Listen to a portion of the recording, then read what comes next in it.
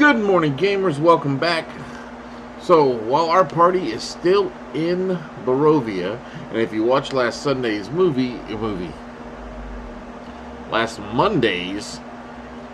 video, you would know what my players are up against. They're up against some Revenants.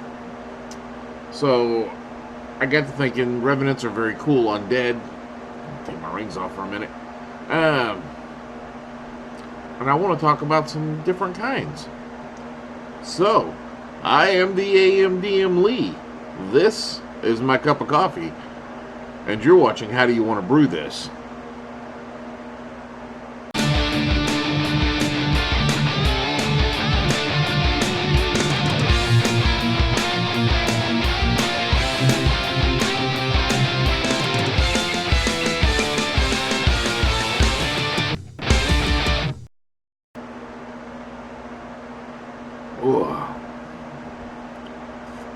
That's good.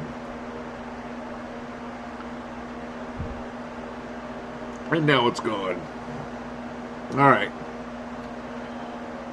So, again, like I said, my players are dealing with some Revenants. They may have got themselves a little bit in over their head. So, I wanted to look at some different versions. I wasn't going to go into Revenants that are part of the game, because the ones that I'm using are straight out of the books. I'm not tweaking them. So I just did a quick little search of undead and Revenants, and so here's the ones I found.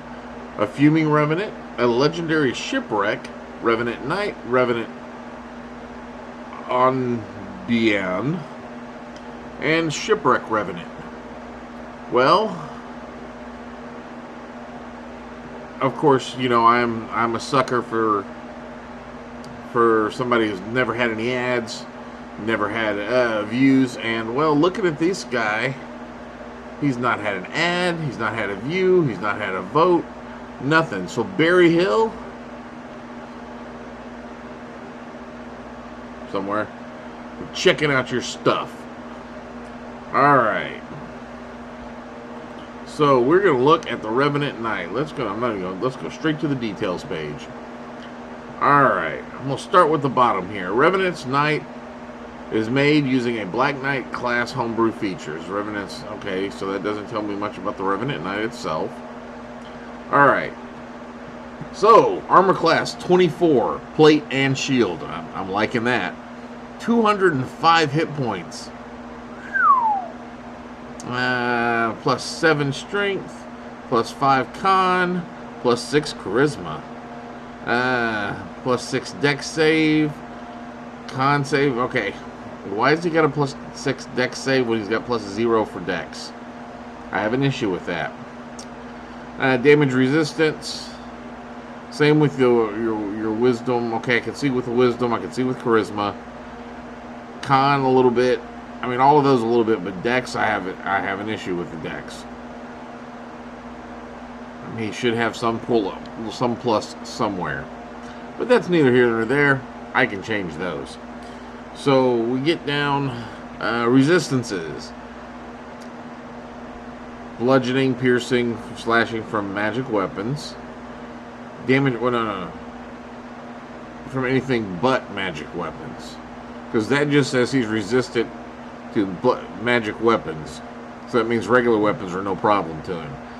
Damage immunities, necrotic and poison, okay.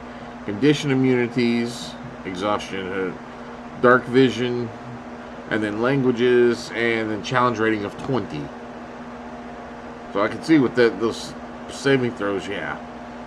Alright, fear aura. Any hostile creature hostile to the Revenant Knight that starts its turn within 30 feet must make at least a 20 saving throw unless the knight is incapacitated. So it's basically just a fear thing. Has advantage on magic saving throws. Their weapon attacks are magical. Martial Undead. Unless the Revenant Knight is incapacitated, it and the undead creature of its choice Then 60 feet have advantage on saving throws. Okay, that's interesting. That's really interesting. And then the spellcasting abilities is get some spell slots.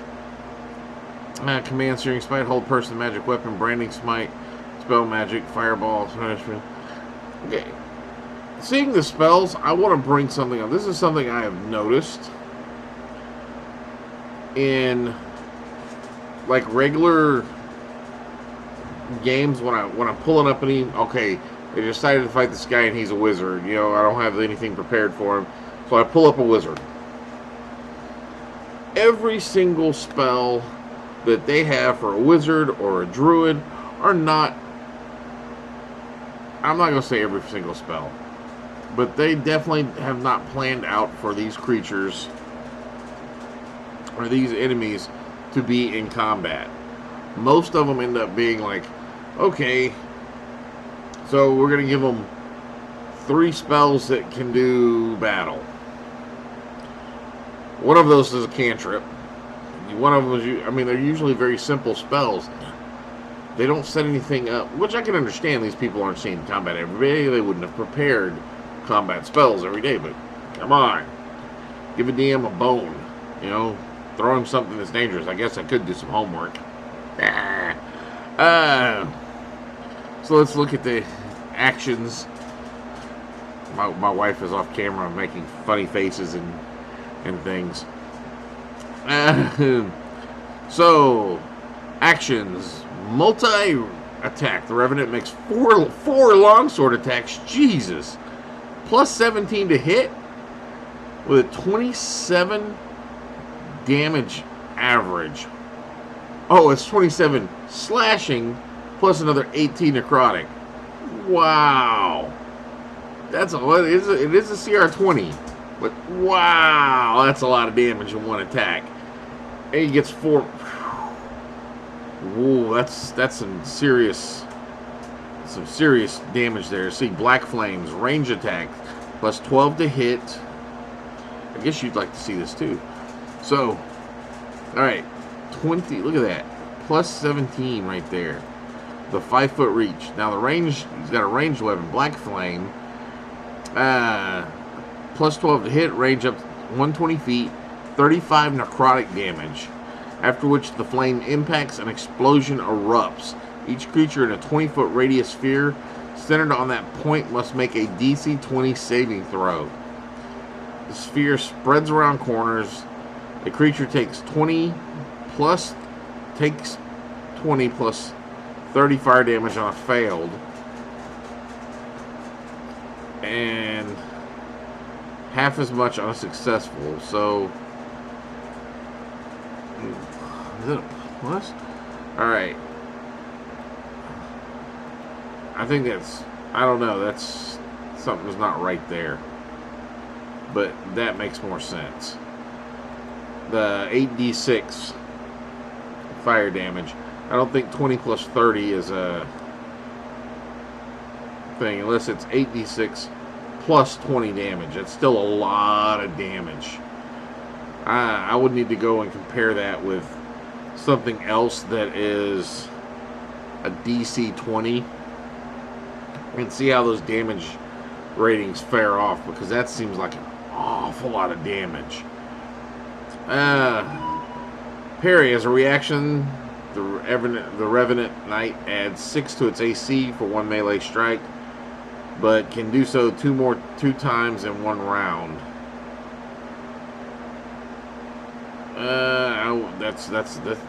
This is a fuck you guys, I'm tired of your shit type guy. I like those, don't get me wrong. I really like those. Now, the sword itself is a +4. The Revenant Knight's sword is a +4 that does 2d8 sword that lets you add its proficiency bonus of d6 to the damage. His shield gives a +3 bonus to his AC. His plate armor also gives a +3 bonus to the AC on top of the regular plate bonuses. The Revenant Knight is a level 20, but is not a legendary creature, nor does it have lair actions.